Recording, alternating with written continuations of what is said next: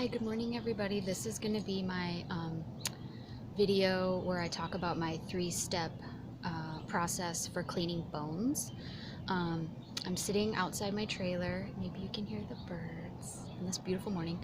I'm going to try to keep my voice a little bit low because all of my neighbors are nosy dudes. I have my tea. So when I started collecting bones years ago, I had no idea what to do with them. I just started finding them. It was pretty weird.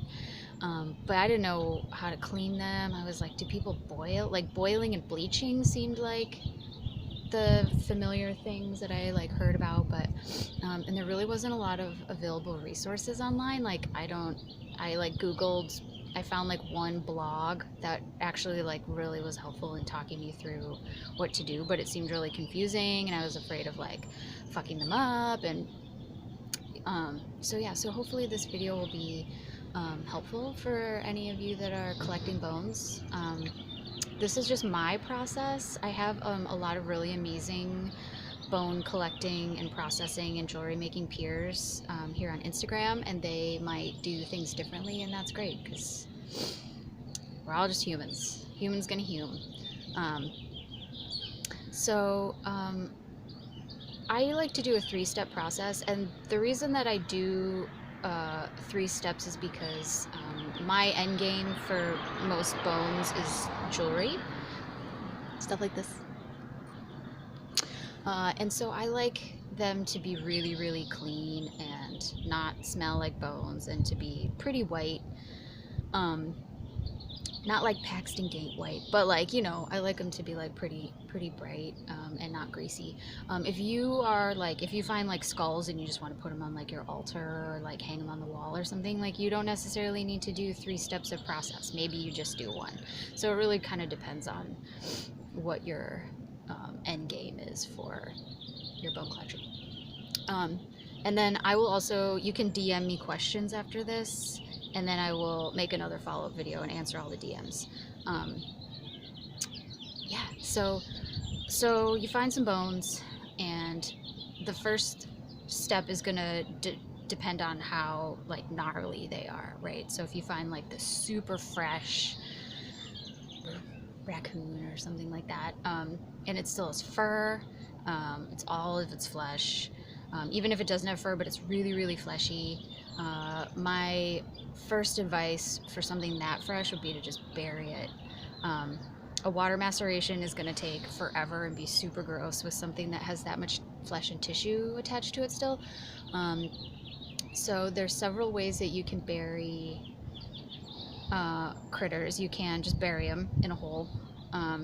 You might not find the hole again, or you also might just not find all the bones. So if you can keep them more contained, that's not a bad idea. I know some people will wrap them in chicken wire and bury them. A thing that I really like is to get a flower pot, one of those plastic ones with the slots in the bottom. Or you can even use a bucket, a plastic bucket, and drill holes around the bottom. You just want some access into the container, and then put dirt in it, put your critter in it, and put more dirt on top, maybe some duff or whatever, and then put that out on some grass or earth. You don't really want to put it on cement or whatever, but and then just let nature do its thing. Critters will get in there, bugs, beetles, whatever, will get in there and snack on that. And then after 6 months, a year, it depends on your conditions, your climate and what critters you have in your soil, and how, there's an indeterminate amount of time later you can dig that up, and hopefully you'll get to a point where it's clean enough where then you can just put it in a water maceration, or maybe it's just clean enough where you hose it off and put it on your wall. And that way you don't lose the precious little teeth or little toe bones or any of the little things that can wander off if you just dig a random hole somewhere. So burying it is going to be the best option if it's a really, really fresh find.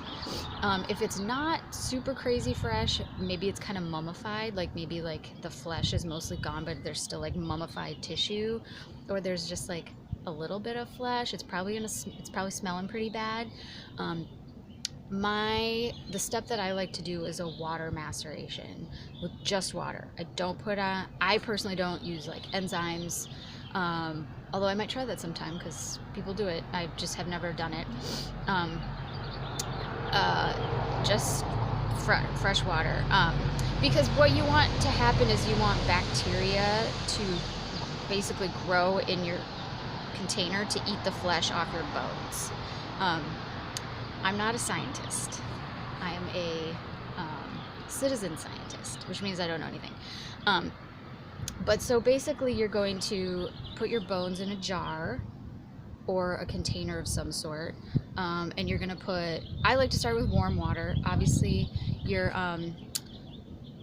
climate and like the weather is going to determine how fast this goes, because warmer climates will mean that your bacteria is going to thrive longer. Shit takes forever in the winter, especially in like the Pacific Northwest. But anyway, so you're gonna put your bones in a jar, and then you're gonna fill it up with warm water, and then you're gonna wait forever and ever and ever and ever. What's gonna happen, you can see that my jar is pretty gnarly looking. It's brown water. So what happens is bacteria is gonna grow in there magically, even with a nice tight lid, like nice tight, you want that on tight.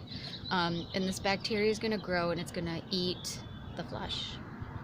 And then the bacteria is gonna poop. And that is all this grossness that's in here. And so basically this process happens, and then once your jar is really, really gnarly and it smells really, really good, it smells bad, you want to pour the water out, use a funnel, or use a sieve so you don't lose any of the like really good stuff. And then you're gonna start over, and you're gonna pour more water in, and then more bacteria is gonna grow, and it's gonna eat the flesh, and then it's gonna poop everywhere and make this really gross. And then you're just gonna do this for however long it takes.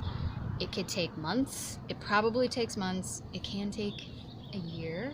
I've definitely had some like weird, super oily fish things that have been going for a year.